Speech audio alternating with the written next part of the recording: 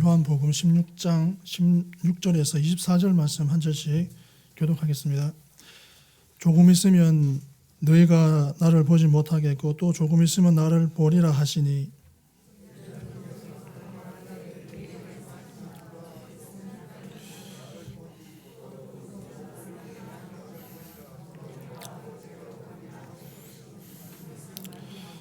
또 말하되 조금 있으면 이라 하신 말씀이 무슨 말씀이냐 무엇을 말씀하시는지 알지 못하노라 하거늘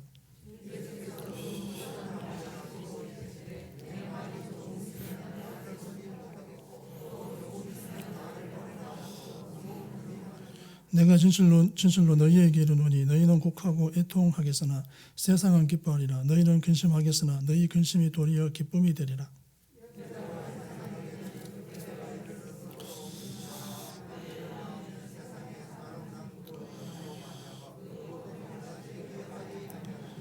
지금은 너희가 근심하나 내가 다시 너희를 보리니 너희 마음이 기쁠 것이요 너희 기쁨을 빼앗을 자가 없으리라.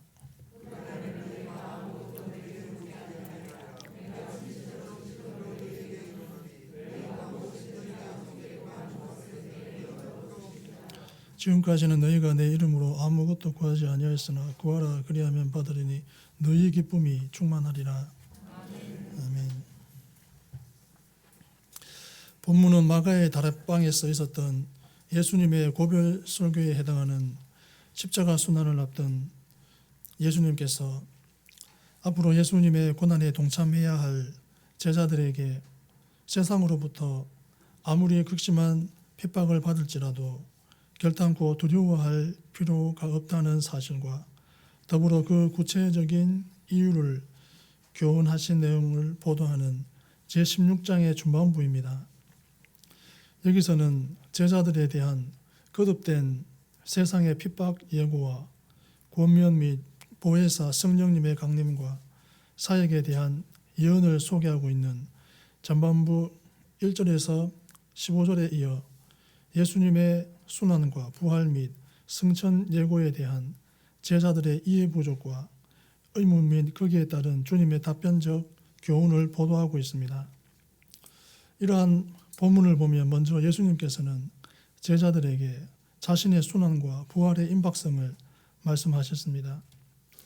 그러나 주님 자신과 그의 사역의 본질에 대해 아직 확고한 이해를 하고 있지 못했던 제자들은 주님의 순환과 부활의 임박성에 대한 말씀은 물론 이미 주신 승천의 임박성에 대한 말씀도 이해할 수 없었습니다.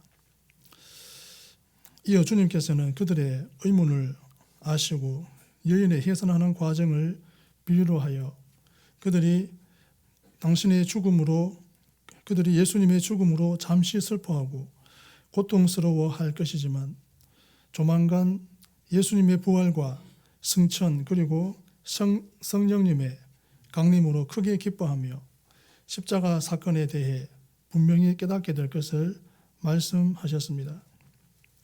이러한 내용의 본문을 통해 저와 여러분은 다음과 같은 영적 진리들을 깨닫게 됩니다. 16절을 보면 조금 있으면 너희가 나를 보지 못하겠고 또 조금 있으면 나를 보리라 하시니 아멘. 주님의 부활을 만나는 경험은 성숙한 신앙으로 가는 지름길입니다.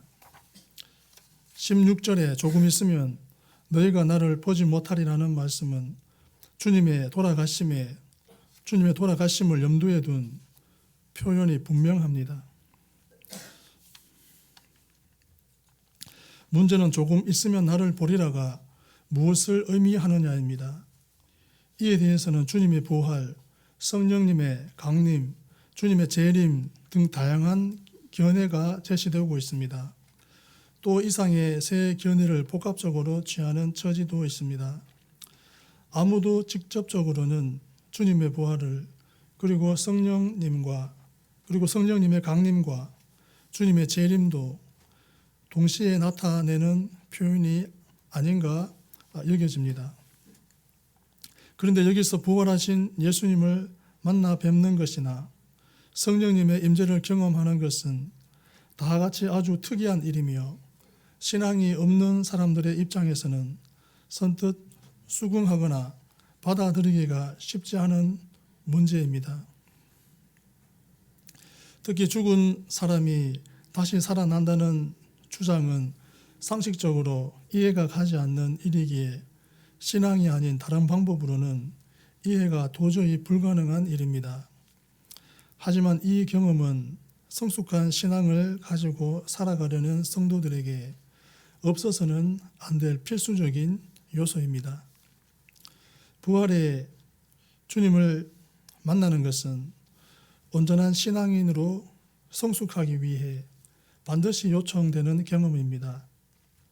이 경험이 어느 정도 사람을 놀랍게 변화시킬 수 있는가는 부활의 주님을 만난 사도들과 다메섹 도상에서 예수님을 만나 변화된 바울을 통해서 충분히 입증되고 있습니다. 그들이 보인 변화는 참으로 대단한 것이었습니다. 사도들은 부활의 주님을 만난 이후에는 담대하게 주님의 복음을 전하며 주님을 위해서라면 죽는 것도 두려워하지 않았습니다. 또 바울은 주님의 부활을 만난 후 복음의 박해자에서 복음의 수호자로 전파자로 변신하여 세계를 복음으로 물들여 갔으며 어떤 박해에도 굴할 줄 몰랐습니다. 성도 여러분, 사람이 삶의 지혜를 터득하는 데도 경험이 차지하는 비중은 아주 큽니다. 이론적으로 알고 있어도 경험이 뒷받침되지 않으면 그 지식이 유익을 주지 못하는 경우들이 허다합니다. 바다에 관한 지식이 많고 또 배에 관한 이론을 충분히 익혔더라도 그가 직접 바다에 나가서 배의 키를 잡고 바람 및 파도와 싸운 경험이 없다면 위기를 만날 때에 제대로 대처하기가 어렵습니다. 성도의 신앙도 이와 같아서 이론적으로 모든 것을 꿰뚫어 알고 있어도 부활의 주님을 만난 영적 경험이 없는 이들은 성도다운 삶이나 성도의 역할에 충실하기가 어렵습니다. 머리로만 알고 체험이 없는 신앙은 논쟁하는 데는 유익할 수 있겠지만 하나님께서 기뻐하시는 삶을 살기에는 턱없이 부족합니다. 이런 이들은 주님을 위해서 열매를 낼 기본적인 준비조차도 아직 되어 있지 않은 상태입니다. 혹자는 성경교사나 신학자가 되는 것이 신앙 성장의 지름길이라고 생각할지도 모르나 부활의 주님을 만난 영적 체험이 없는 사람은 무엇이 되든지 아직 신앙의 초보 단계에 머물러 있습니다. 운전면허를 가지고 있더라도 운전을 해본 일이 없는 사람은 안전하게 자동차를 운행할 수가 없는 것처럼 영적 체험이 없는 성도는 성숙한 한 사람의 그리스도인으로서 살아가기가 힘듭니다. 그러므로 저와 여러분은 모두 부활의 주님을 만나는 신앙 체험을 해야 합니다. 17절과 18절을 보면 제자 중에서 서로 말하되 우리에게 말씀하신 바 조금 있으면 나를 보지 못하겠고 또 조금 있으면 나를 보리라 하시며 또 내가 아버지께로 가미라 하신 것이 무슨 말씀이냐 하고 또 말하되 조금 있으면이라 하신 말씀이 무슨 말씀이냐 무엇을 말씀하시는지 알지 못하노라 하거늘. 아멘. 인간의 지적 능력만으로는 영적인 일을 이해할 수 없습니다. 제자들은 예수님의 말씀이 무엇을 의미하는지 도대체 감을 잡지 못하고 있었습니다. 아직 실현되지 않은 일을 말씀하신 것이어서 제자들이 이해하는 데 어려움이 있었으리라는 점은 얼마간 이해가 가지만 내가 아버지께로 가미라 하신 말씀에 대해서조차 의문을 제기했다는 것은 그들의 영적 이해력에 문제가 있었음을 명백히 드러내 줍니다. 그들이 예수님의 본질에 대해서 알고 믿는 사람들이었다면 이 말씀에 대해 의문을 제기할 아무런 이유가 없었습니다. 보낸받은 자는 자기의 임무를 끝내면 보낸 자에게 당연히 돌아갑니다. 예수님께서는 아버지의 보내심을 받고 이 세상에 오셨기에 할 일을 마치면 아버지께로 돌아가시게 되어 있었으나 제자들은 이 사실조차 이해하지 못하고 있었습니다. 여기서 저와 여러분은 인간 이해력의 분명한 한계를 보게 됩니다. 저와 여러분은 세상의 일반적 현상 등에 대해서는 쉽게 지각하고 이해할 수 있습니다. 하지만 영적인 일들은 우리가 가진 모든 것을 전부 동원할지라도 지각이나 이해가 불가능합니다. 신령한 일은 신령한 것으로만 분별이 가능한 법입니다. 우리가 영적인 일들을 지각하고 이해할 수 있으려면 다양한 지식을 축적하고 수많은 사람의 의견을 수렴하는 것으로는 부족합니다. 이것은 성령님의 조명이 없이는 불가능합니다. 당시 제자들이 주님께서 말씀하신 영적인 일들에 대해 깨닫지 못하는 것도 그들이 아직 성령님의 조명을 받지 못한 까닭이었습니다. 마찬가지로 우리가 영적인 일을 깨닫기 위해서는 성령님의 충만을 겸비하지 않으면 안 됩니다. 예수님께서는 성령님을 가리켜 보혜사라고 하셨습니다. 그분은 우리에게 오셔서 영적인 일들을 지각하고 이해할 수 있도록 도와주십니다. 그분의 도움을 받는 사람들만 영적인 일들을 깨달아 알게 되는 것은 물론이고 예수님의 말씀과 가르침이 무엇을 의미하는지 확실히 알게 됩니다. 이것은 이 세상에 있는 신학 서적들을 모두 뒤져서 찾아내어 얻게 되는 지식보다도 훨씬 더 귀하고 소중합니다. 오늘날 교회 안에는 지식이 많음을 자랑하면서도 영적인 일들에 대해서는 소경인 사람들이 상당수에 이릅니다. 이들은 성령님의 도움을 받지 못합니다. 대개의 신앙적이거나 신학적인 혼란은 이런 사람들로 인해 야기이 됩니다. 그들은 영적인 일, 영에 속한 일, 하나님의 계획과 목적, 역사하시는 방법 등을 자신의 이해력이라는 한계성 안에 억지로 집어넣고서 임의로 해석하는 경향이 있습니다. 여기서 많은 문제가 생깁니다. 이들은 심한 경우에 구원의 능력과는 아무런 관계도 없는 무익한 것으로 복음을 변질시켜 버리기도 하고 전혀 성경적이지 못하며 복음과 동떨어진 말장난으로 사람들을 혼란 속에 빠뜨리기도 합니다. 그러므로 성도들, 특히 말씀을 선포하는 교회의 교역자나 가르치는 교사들에게는 성령님의 도움이 절대적으로 필요합니다. 성경은 누구에게도 임의로 해석할 것을 허용하지 않습니다. 누구든 성경의 해석에 자기 생각과 사고를 맞춰야지 자기 생각에 성경을 맞추려고 해서는 안 됩니다. 22절을 보면 지금은 너희가 근심하나 내가 다시 너희를 보리니 너희 마음이 기쁠 것이요 너희 기쁨을 빼앗을 자가 없으리라. 아멘. 예수님에게서 난 기쁨은 세상이 빼앗지 못합니다. 그것은 세상에 있는 것이나 세상에 주는 것과는 전혀 다른 매우 특별한 것으로 예수님을 믿는 사람들만이 누릴 수 있습니다. 여러분, 기쁨이라고 해서 다 같은 것이 아닙니다. 그러나 예수님께 뿌리를 내리고 있는 기쁨은 무조건적이며 수명 또한 영원합니다. 이것은 땅 속 깊은 곳에서 끊임없이 솟구쳐 나오는 샘물과도 같아서 어떤 악조건 속에서도 사라지는 일이 없습니다. 예수님은 우리의 기쁨의 근원이 되십니다. 성도가 최악의 여건 속에서도 기쁨을 잃지 않고 마음의 평정을 유지하게 되는 것은 이 기쁨이 그 마음 속에 자리하고 있기 때문입니다. 바울은 옥중에 있을 때도 성도들에게 주 안에서 항상 기뻐하라고 권고했습니다.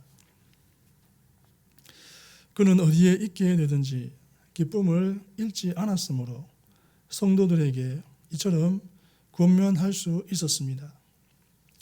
그가 마게도냐에서 사역할 때에 그 첫 성인 빌립보에서 감옥에 갇힌 일이 있었는데 그 와중에서도 신라와 함께 기도하고 하나님을 찬미하였습니다. 바울의 삶의 일면을 엿보게 하는 단면입니다. 잘못이 있어서 매를 맞고 옥에 갇혀도 불평하고 원망하는 게 일반적인데 바울은 잘못한 일이 없이 많은 매를 맞고 투옥되었음에도 불평하는 대신에 감사하고 슬퍼하는 대신에 기뻐하였습니다. 그 비결이 무엇이겠습니까? 그의 속에서 예수님으로 인해 끊임없이 없는 기쁨의 샘이 솟구쳐 흘렀기 때문이었습니다. 이 샘은 예수님을 자기 인생의 주인으로 모신 모든 이들의 마음 속에 있습니다. 그러므로 누구든지 예수님을 진정으로 믿어 그분을 자기 마음의 중심에 모시기만 하면 다 이러한 기쁨의 축복을 누리게 됩니다. 그렇다면 여러분 가운데 이 기쁨이 있는지 확인해 보십시오. 나에게는 과연 예수님으로 인해 끊이지 않는 기쁨이 있습니까? 우리 안에 끊이지 않는 기쁨이 있느냐의 여부가 저와 여러분이 가진 신앙의 진실성 여부를 판단하는 척도가 됩니다. 23절과 24절을 보면 그날에는 너희가 아무것도 내게 묻지 아니하리라. 내가 진실로 진실로 너희에게 이르노니 너희가 무엇이든지 아버지께 구하는 것을 내 이름으로 주시리라. 지금까지는 너희가 내 이름으로 아무것도 구하지 아니하였으나 구하라. 그리하면 받으리니 너희 기쁨이 충만하리라. 아멘. 성도의 믿음을 재는 척도 중에 하나가 기도의 생활화입니다.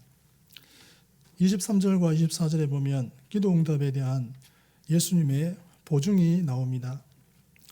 그분은 무엇이든지 우리가 당신의 이름으로 하나님께 구하는 것을 하나님이 주실 것이라고 분명하게 확증해 주셨습니다. 우리가 무슨 문제를 만나게 되거나 필요한 것이 있으면 어떻게 해야 하는지 잘 알게 합니다.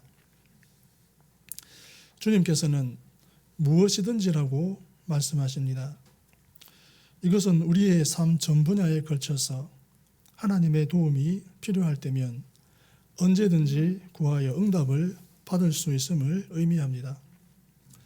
문제 많고 적음이나 난이도는 걱정할 필요가 없습니다. 우리가 염려하게 하고 걱정하게 만드는 것이라면 무엇이든지 하나님께로 가지고 나아가 예수님의 이름으로 도움을 청해야 합니다. 성도 중에는 기도가 퍽 어려운 일이라도 되는 것처럼 생각하고 기도 생활을 제대로 하지 못하는 사람들이 있는데 매우 잘못된 일입니다. 기도는 결코 어려운 일이 아닙니다. 그것은 아주 쉬운 일입니다. 그것은 단지 예수님의 이름으로 아버지께 구하는 일입니다. 아버지와 바른 관계를 유지하는 자녀는 아버지께 구하는 일에 어려움을 느끼지 않습니다. 아버지께 구하는 일이 어렵다면 아버지와 바른 관계에 있는 자녀라고 할 수 없습니다. 자녀에게 아버지에 대한 신뢰만 있다면 얼마든지 아버지께 구할 수 있습니다. 마찬가지로 하나님께 구하는 기도에 필요한 것은 믿음뿐입니다. 누구든지 믿음을 가지고 예수님의 이름으로 하나님께 구하기만 하면 됩니다. 기도는 성도들의 아버지이신 하나님께 구합니다. 이것은 하나님께서 예수님을 믿는 성도들에게 주신 특권이므로 우리는 언제 어디에서든지 이 특권을 사용할 수 있습니다. 우리가 구하면 하나님께서 주십니다. 성경은 구하는 이마다 얻을 것이라고 분명하게 말씀하고 있습니다. 문제의 내용이 어떤 것이든지 개의치 않고 우리는 구할 수 있으며 하나님은 적절한 방법으로 이에 응답하십니다. 우리는 기도로 닫힌 문들을 쉽게 열 수 있고 뒤엉킨 문제들을 간단히 풀 수 있습니다. 그런데도 많은 성도가 이 특권을 충분히 활용치 못하고 있습니다. 도대체 그 이유가 무엇일까요? 믿음이 적거나 없기 때문입니다. 기도 응답의 약속을 이론적으로는 알고 있지만 구체적으로 이루어질 것이라는 믿음이 없어서 구하지 않습니다. 그래서 이러한 위대한 약속을 받았음에도 그로 인한 은혜를 체험하지 못합니다. 이들에게 하나님의 약속은 현실과 동떨어진 먼 곳에 있습니다. 그러기에 하나님보다는 사람을 찾아가서 도움을 청하고 기도해야 할 시간에 여러 가지 인위적인 방법들을 마련하느라 바쁩니다. 성도 여러분, 십자가는 분명 슬프고 수치스러운 것이었습니다. 그러나 그것은 오늘날 도리어 기쁨과 소망의 상징이 되었습니다. 어떻게 그런 일이 가능하게 되었습니까? 그것은 주님께서 십자가에서 우리의 죄를 속하고 돌아가셨다가 사흘 만에 부활하셨기 때문입니다. 만일 주님께서 다시 사는 일이 없었다면 십자가는 더욱 수치스러운 것이요 그 슬픔은 더욱 크게 저와 여러분을 짓누릅니다. 그러나 주님의 부활이 있었기에 우리는 십자가에서 기쁨과 소망을 발견합니다. 성도 여러분, 주님으로 인해 흔들리지 않는 넘치는 기쁨을 소유하시기 바랍니다. 우리가 죽어도 다시 사는 소망이 있다면, 주님을 다시 만나 영원히 사는 소망이 있다면 저와 여러분은 전부 이러한 기쁨을 가질 수 있습니다. 부활의 주님을 만나는 경험은 성숙한 신앙으로 가는 지름길입니다. 인간의 지적 능력만으로는 영적인 일을 이해할 수 없습니다. 예수님에게서 난 기쁨은 세상이 빼앗지 못합니다. 성도의 믿음을 재는 척도 중에 하나가 기도의 생활화입니다. 기도하시겠습니다. 하나님 아버지, 이 땅을 사는 동안 어떠한 때이든지 주님 주시는 샘솟는 기쁨 잃지 않고 사는 성도 전부 되게 하옵소서. 예수님의 이름으로 기도합니다.